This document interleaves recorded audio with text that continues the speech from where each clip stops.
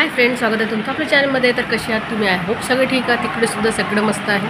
आणि मी केला आहे व्हिडिओला स्टार्ट, म्हणजे आपला व्हिडिओ तर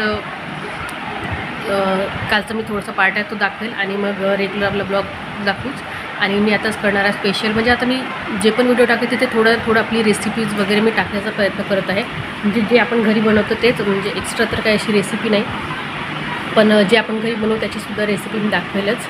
तर आज मी बनणार आहे मसूरची डाळ।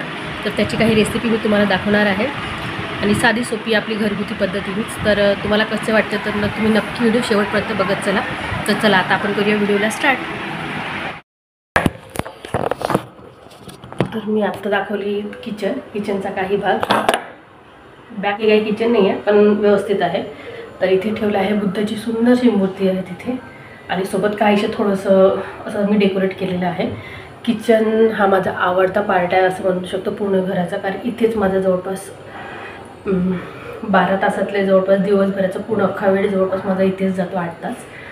तर म्हणजे कोणी आलं की इथेच आहे, आणि एकटी असली तरी काही बनवून खा, म्हणजे इथेच मला जास्त वेळ जातो भांडे घासण्यात, हे करण्यात।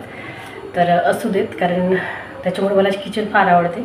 आणि चला आता आपण आलो आहे आपल्या आवडत्या जागेवर। तर आता सुरुवात करूया। मी सकाळी आपली दुधाची खीर बनवलेली होती, सोबत थोडासा भात, आणखी भात ठेवून देते, डाळ ठेवते आणि स्वयंपाकाला सुरुवात करते। तर कुकरमध्ये डाळ काढून घेते, अगदी थोडंसं आहे भात काढून घेते आधी।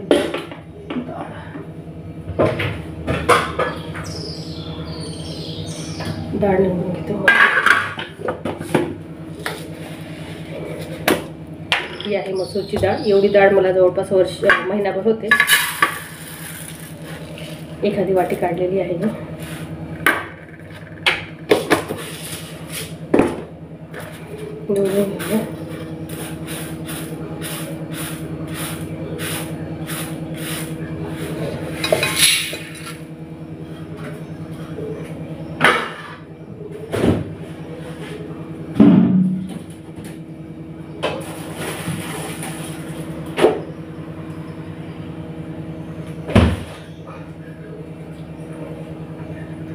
डाळीतच आपल्याला एवढ्या वस्तू टाकायच्या आहे।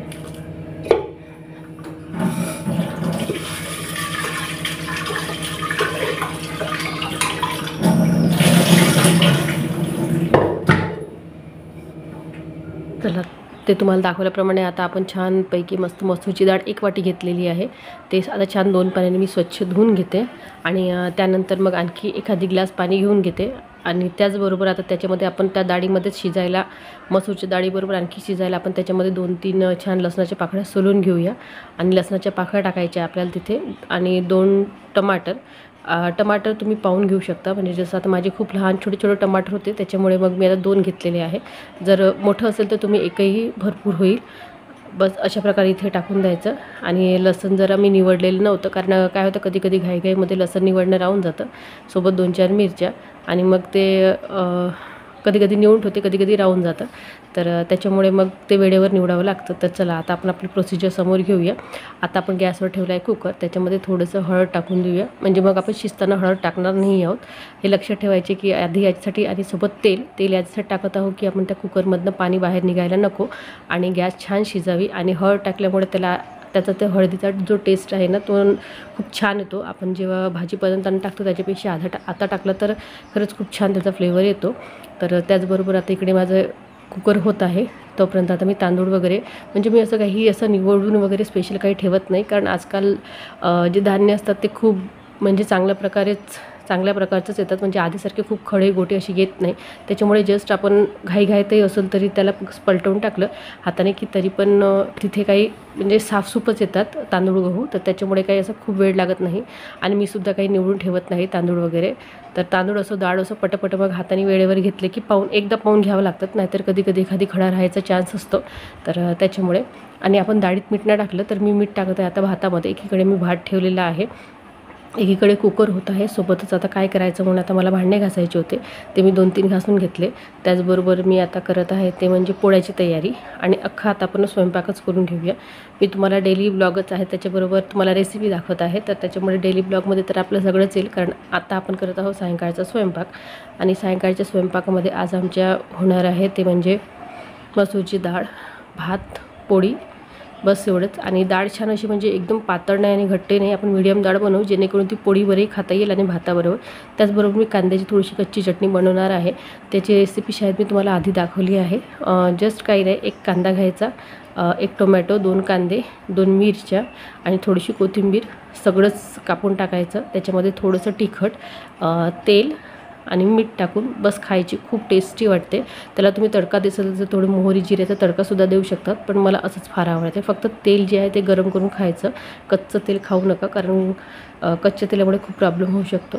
तर चला, आता आपली बोलता बोलता कणिकसुद्धा मळून झालेली, एकीकडे भातसुद्धा अर्धा होत आलेला आहे आणि त्याचबरोबर एकीकडे कुकरसुद्धा झालेलाच आहे आणि कणिक मी एका साईडने करून ठेवली. त्याचबरोबर यांनी आणलं होतं नारळ, आणि म्हणजे आम्ही तिथे नारळ खाल्लेलं होतं, तर नारळातलं पाणी पिलं होतं नारळातलं, तर त्यातलं जे काही खोबरं असतं ना, तर ते खोबरं होतं ते त्या आणलं होतं यांनी आणि तेच आता सगळेजण बसून खात होते. पण मला मात्र स्वयंपाकाचा टाईम होता, पण मी तिथून थोडंसं उचलून आणले आणि मी सुद्धा खात होते.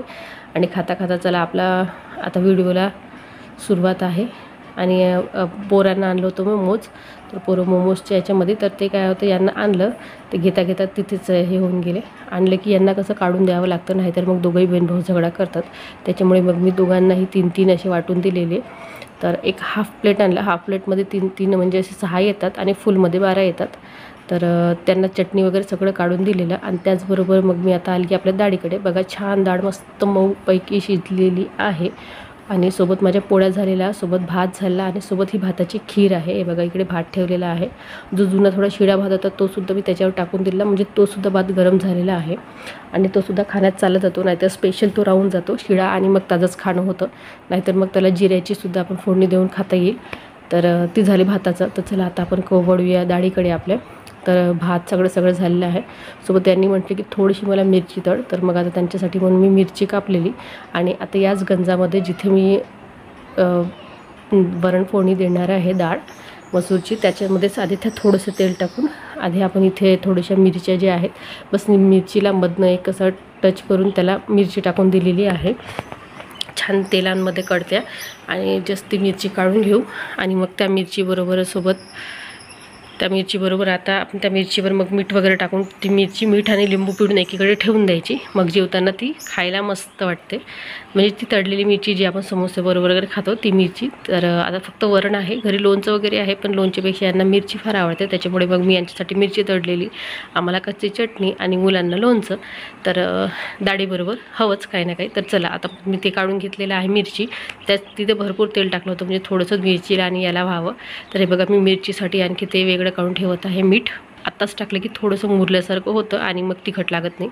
तर आता गंजामध्ये मी टाकली आहे मोहरी, थोडंसं जिरं, छान तेल तर कडकडले आहे. आणि त्यासोबत जे टमाटे होते आपले कुकरमध्ये आपण टाकलेले होते डाळीबरोबर, तेच टमाटर अख्खच्या अख्खं तिथे टाकून दिलेलं आहे, कारण ते छान गललेलेच आहे ऑलरेडी. फक्त ते तिथे आता एकजीव झालेलं पाहिजे याच्यासाठीच म्हणून ते आता मी गंजामध्ये टाकलेलं आहे.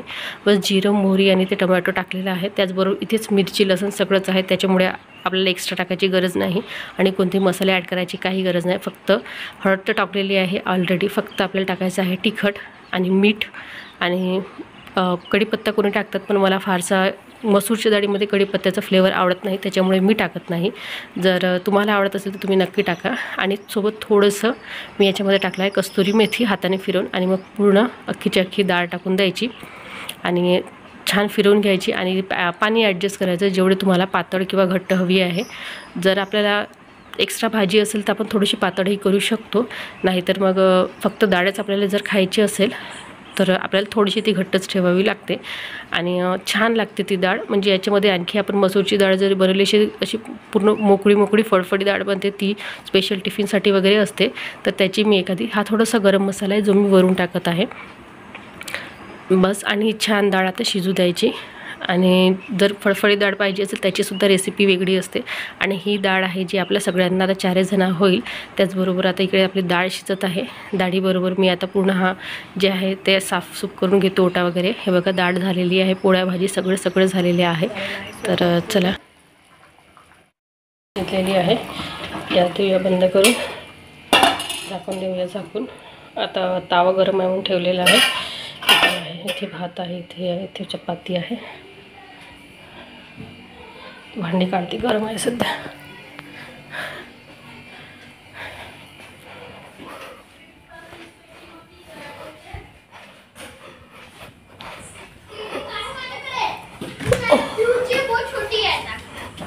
म्हणजे ते आता ही किंवा लांब किंवा पण घेतले म्हणजे नुसार पाहिजे ना.